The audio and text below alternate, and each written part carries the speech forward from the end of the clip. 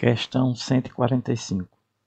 Bom, nessa questão nós temos que, de um total de 160 motoristas, nós temos a seguinte situação. Na vertical, esses números representam a quantidade de viagens que esses motoristas realizaram. E na horizontal, a gente tem a quantidade de motoristas.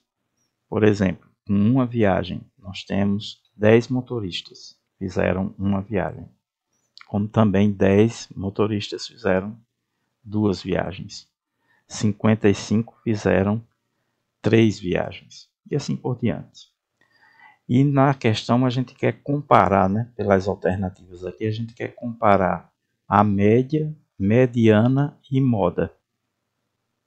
A moda é a mais simples de ser calculada, A moda de uma distribuição é o valor que mais se repete. No caso aqui, o valor uma viagem se repete 10 vezes, 2 também.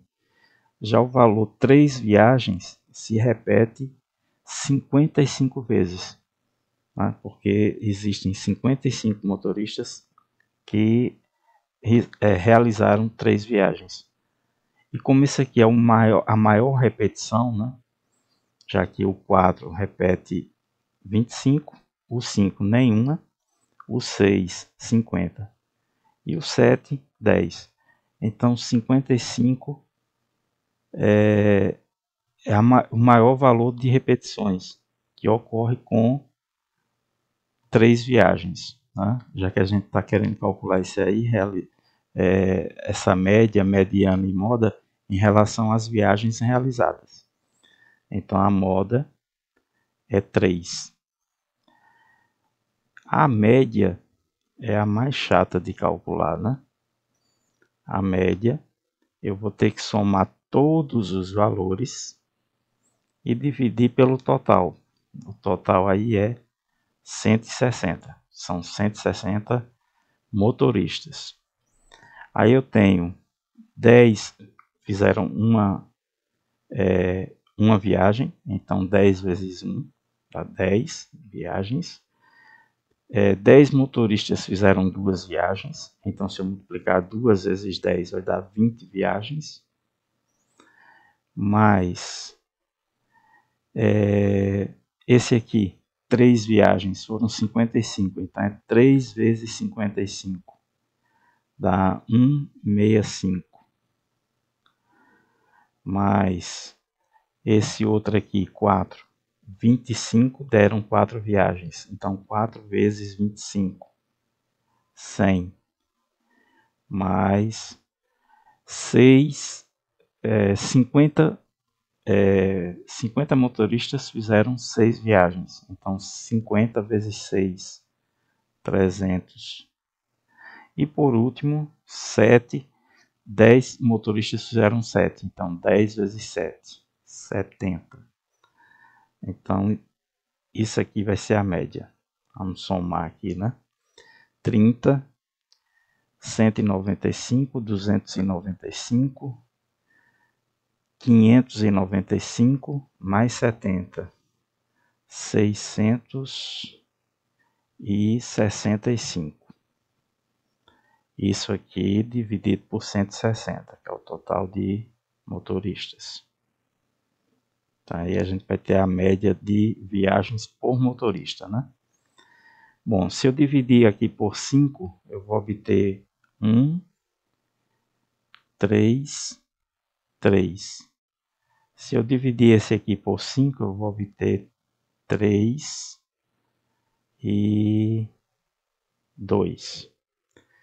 E se eu dividir esse número, 133, por 32, eu vou obter 4. 4 vezes 2, 8. 4 vezes 3, 12. Então, 128 para 133, 5. Se eu quiser continuar, põe uma vírgula e um zero. Então, dá aproximadamente 4,1. Essa é a média. A mediana vai ser a média dos termos centrais, né? Se a distribuição tivesse uma quantidade ímpar, seria o termo central. Mas quanto à quantidade, né, a quantidade é 160 motoristas. Então, como a quantidade é par, vai ser a média dos dois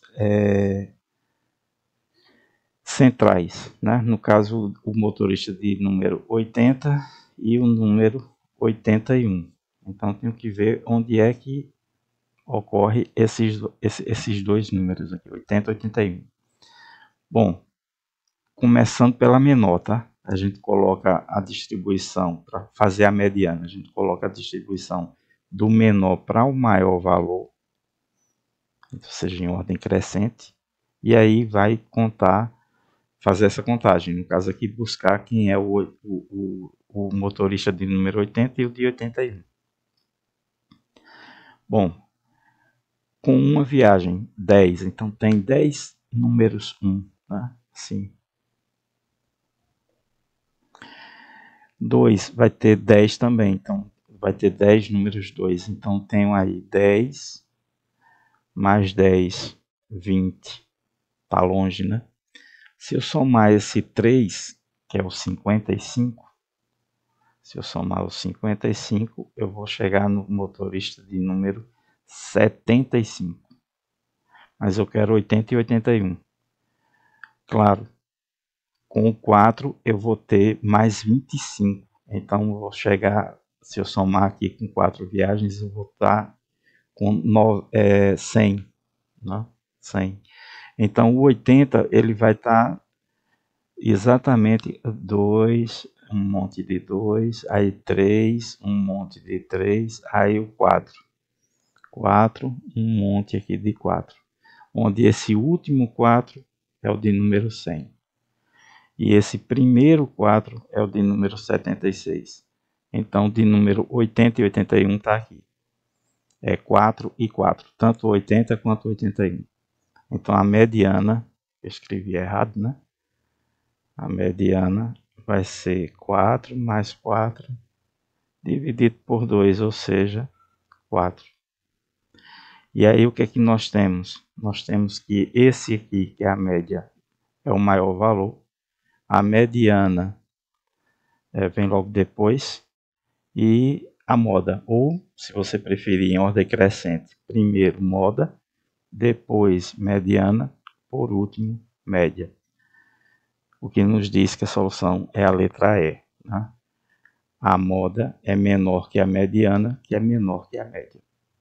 Questão 146. Nós temos aqui uma cisterna. Tá? Ele afirma que essa cisterna ela tem forma cilíndrico circular reto. Tá? Então, um cilindro circular reto com 3 metros quadrados da área da base. E ela vai ser abastecida com um curso d'água com vazão constante.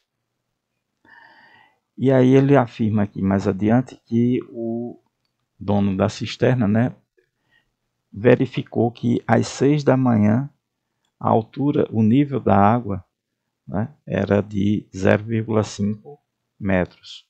Às 8 horas da manhã, 1,1 metros. Meio-dia, 2,3.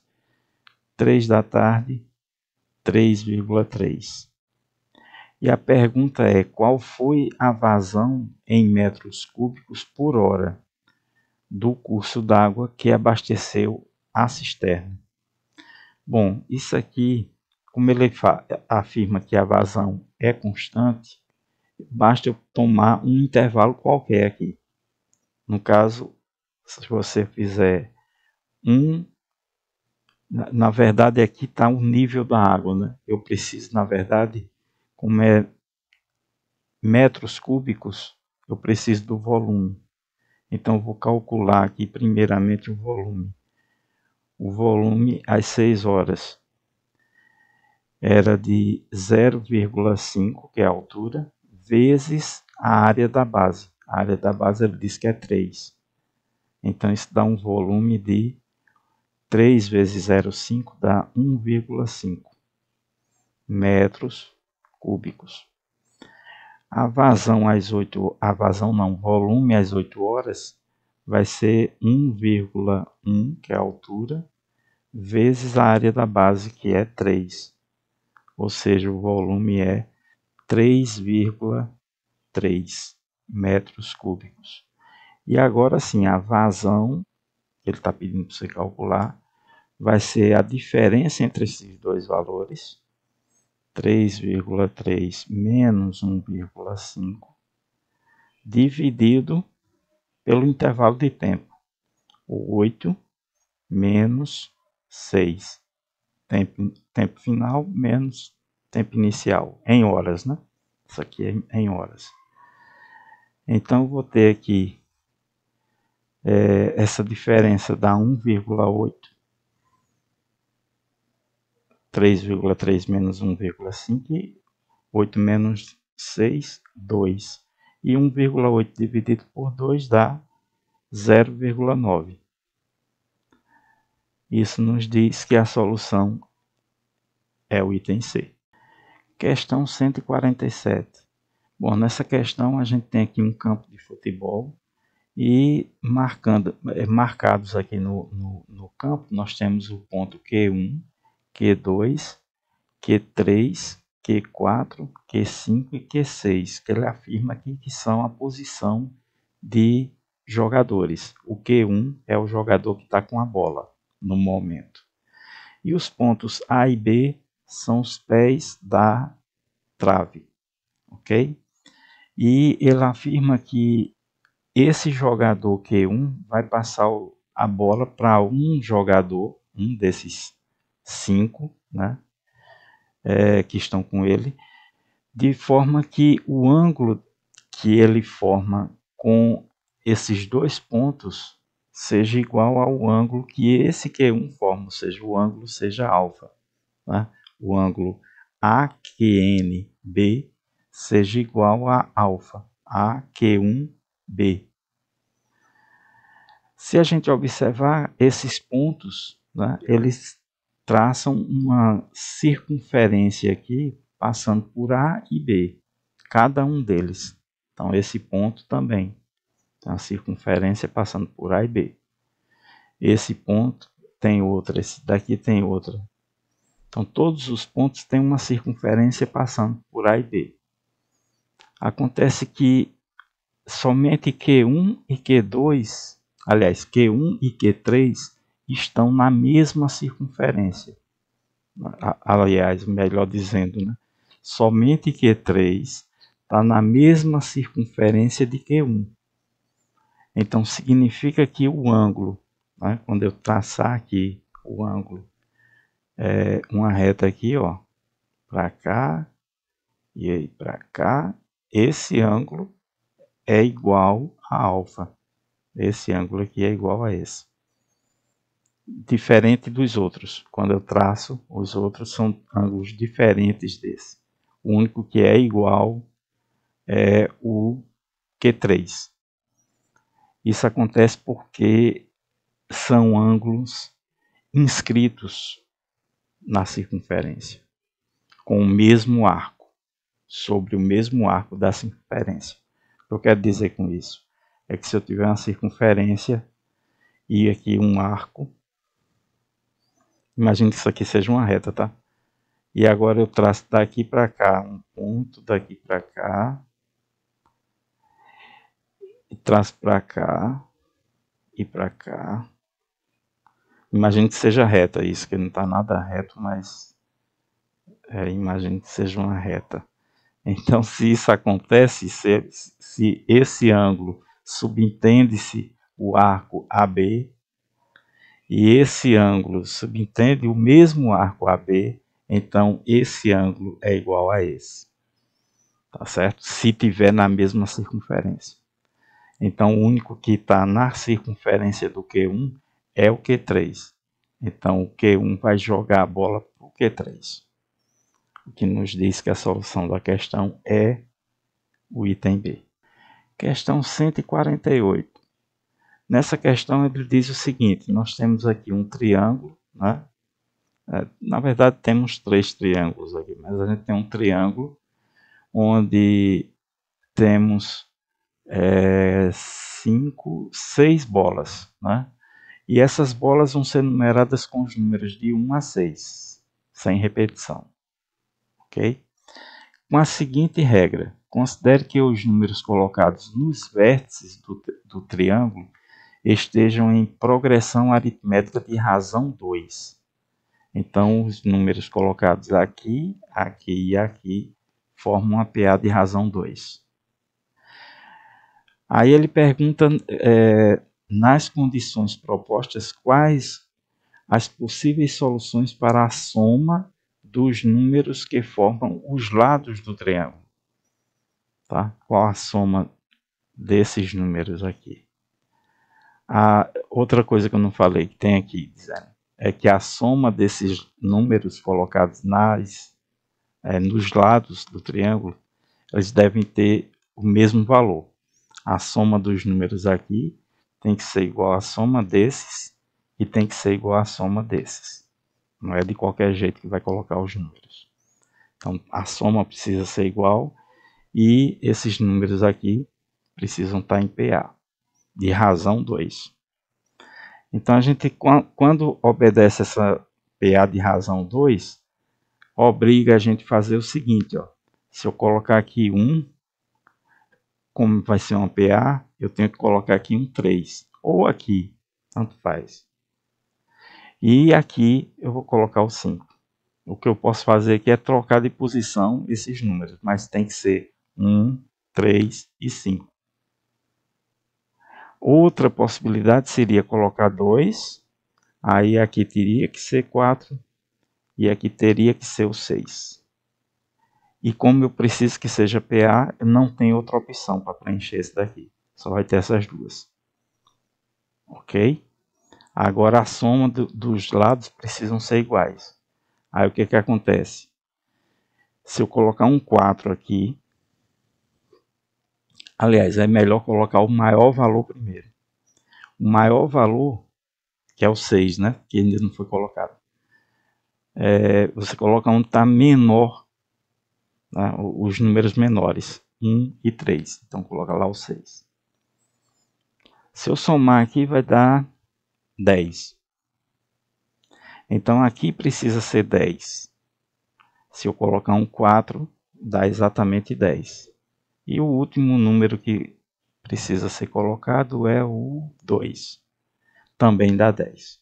Então a soma é 10. E essa é uma possibilidade. A outra, só que faltou aqui, é 6, né? 2, 4, 6, que é para ser uma PA. Aí é o mesmo critério, tá? Os menores valores, que são esses dois, eu vou colocar o maior número. Então, vou colocar aqui o 5. Maior número que ainda não foi colocado. Então, aqui dá 11. Então, aqui eu preciso ter 11. Então, aqui é 1. Dá 11. E aqui o que sobrou, 3. Somando também dá 11. Então, aqui a soma dos lados é 11. E aí a gente tem claramente que a solução é a letra A. Há somente duas soluções possíveis. Uma em que a soma em cada um dos lados do triângulo é 10 e outra em que a soma são iguais a 11. Questão 149. Bom, nessa questão será realizado um sorteio e para esse sorteio, cartões individuais com os nomes de todos os estudantes inscritos serão depositados em uma urna, sendo que para cada estudante do primeiro ano será depositado um único cartão com seu nome. Para cada estudante do segundo ano, 2 cartões com seu nome. E para cada estudante do terceiro ano, 3 cartões com seu nome. E foram inscritos 200 estudantes do primeiro ano. Então, esses 200 estudantes vão ter lá na urna 200 cartões. 150 do segundo ano. Como cada um do segundo ano vai ter 2 cartões, vamos ter no total 300 cartões dos alunos do segundo ano. E 100 do terceiro ano. Como são 3 cartões para cada um, né? Então serão também 3 vezes 100, 300 cartões. Isso dá um total de 800 cartões. E o que ele quer é a probabilidade de o vencedor do sorteio ser um estudante do terceiro ano. Bom, tem lá do terceiro ano 300 cartões. E no total temos 800 cartões. Então a probabilidade que ele está pedindo, cancelando aí os 2 zeros de cima com os 2 zeros de baixo, a gente vai ficar com 3 sobre 8. Essa é a probabilidade pedida, que nos diz que a solução é o item E. Questão 150. Bom, nessa questão nós temos o seguinte: qual é a quantidade mínima de água em litros que cada morador, em média, deverá economizar por dia, de modo que o reservatório não fique sem água nos próximos 10 dias? Aí aqui em cima ele afirma que o reservatório ele tem um formato cilíndrico, circular, reto, de raio 5 metros. Então o volume de água vai ser 3, onde 3 é o valor de π, que ele pede aqui para considerar 3 como aproximação para π, vezes o raio aqui em cima 5 ao quadrado, vezes a altura do nível da água. O nível da coluna de água estava a 1,5 metros. Então, vezes 1,5. Isso é o que resta de água. Isso aqui vai ser igual a 5 ao quadrado, 25, vezes 3, 75, vezes 1,5, só que aqui está em metros cúbicos. E eu estou querendo calcular em litros, então vou transformar isso aqui em litros. Para transformar metro cúbico em litro, basta multiplicar o valor por 1000, tá? Já que 1000 metros, 1 metro cúbico tem 1000 litros de água. Então, isso aqui é a quantidade em litros. Bom, para calcular o que ele está pedindo, o que é que eu vou fazer? Eu vou pegar esse volume de água, 75, vezes 1,5, vezes 1000, e vou dividir esse valor pela quantidade de moradores, vezes o número de dias que eles vão consumir. Aí eu vou ter exatamente a quantidade de litros por morador por dia que eles vão consumir, vão poder consumir. Bom, esse zero cancela esse zero. Esse 75 cancela esse 75. E aí eu fico com 1,5 vezes 100. É só deslocar a vírgula 2 casas decimais, né, para eliminar esse zero. Então passa uma, duas. Estava aqui em uma, duas. Então fica 150.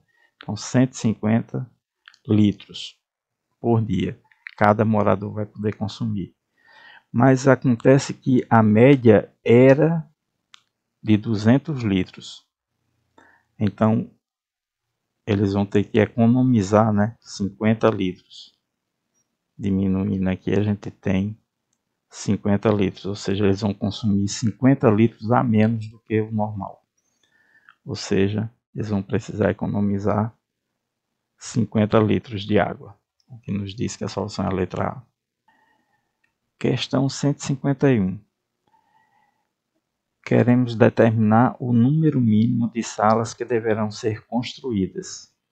Ele afirma aqui no início que a fábrica, na direção da fábrica, resolveu construir uma creche com 10 salas, onde cada sala atende a 10 crianças.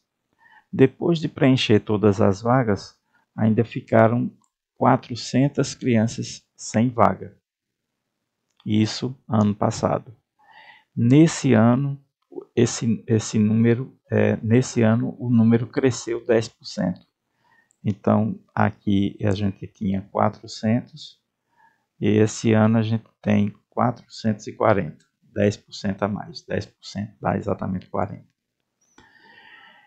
E nós queremos que, né, a ideia é construir novas salas de forma que no próximo ano a espera seja, ou seja, o número de pessoas sem vaga seja de 25% a menos que isso. Então, vou querer calcular 25% de 440. Então, 440 vai ser 100%. E eu quero descobrir quanto é 25%, x. Como é porcentagem, é uma regra de 3 diretamente proporcional. Então, vou ter 100 vezes x, 100x, igual a 440 vezes 25. Acontece que 100 é divisível por 25. Então, divido 100 por 25 dá 4. Isso igual a 440. 25 dividido por 25 dá 1. Então, fica exatamente o 440. E agora, dividindo por 4, né, ambos os membros, eu vou obter x igual a 110. 4 dividido por 4, 1. E 440 dividido por 4, 110. Então, preciso diminuir 110. Então, preciso, como cada sala comporta 10 alunos, né, 10 crianças, eu vou pegar esse 110, que eu quero diminuir, e dividir por 10. Isso aqui me dá o número de salas que eu devo construir. Ou seja, solução letra B. Questão 152. Nós queremos aqui o oitavo número pentagonal. O que é um número pentagonal? Ele está afirmando que são esses números aqui. Como é que ele é obtido? Bom, o 1 é um ponto. Aí desse ponto eu construo um pentágono. E aí eu conto quantos vértices eu tenho no total. No caso, 5. Quando eu for para o terceiro número pentagonal, eu vou construir um novo pentágono, só que com o dobro do lado. Esse aqui mede 1, aí eu vou ter mais 1. Então, eu vou ter um lado medindo 2. Para o próximo número pentagonal, eu vou acrescentar mais 1. Então, eu vou ter a seguinte contagem, né? O mesmo número que eu tinha, né, que é 5, mais 1, 2, 3, 4, 5, 6, 7. 7 mais 5, 12. Aqui, a mesma coisa. Eu tenho o 12, que é esses daqui, mais esses vértices. 1, 2, 3, 4, 5, 6, 7, 8, 9, 10. Mais 10. Na verdade, a gente vai ter essa sequência aqui. 1, aqui vai ser o 1 que eu já tinha, mais 4. 1, 2, 3, 4. Esses 4 vértices daqui. Esse número vai ser 1 mais 4. Esse 1 mais 4 é exatamente todos esses vértices. E para acrescentar esse daqui, eu vou contar 1, 2, 3, 4, 5, 6, 7. Mais 7. Esse daqui vai ser o 1 mais 4 mais 7. E mais esses vértices daqui. Esses são esses daqui. Que é esse. Mais esse. 1, 2, 3, 4, 5, 6, 7, 8, 9, 10. Mais 10. E olhando só para esses três, a gente vê o seguinte. É o número que tem aqui. E o próximo número que eu vou colocar é 3 a mais do que o que eu já tinha. Então, já tinha isso. O próximo, que é para obter o próximo pentagonal, eu vou somar 3 a esse. Tá aqui. O próximo pentagonal, o mesmo que eu já tinha, mais 3 somados a esse último, 10. Então, esse 35, ele é 1 mais 4, mais 7, mais 10, mais 13. E esse 51, ele é esse anterior, né? 1 mais 4, mais 7, mais 10, mais 13, mais 16. E aí eu tenho 1, 2, 3, 4, 5, 6 números pentagonais. Eu quero o oitavo. Então vou precisar construir o sétimo. Vamos chamar de P7. Quem é P7? É essa soma. 1 mais 4. Vamos colocar esse número não.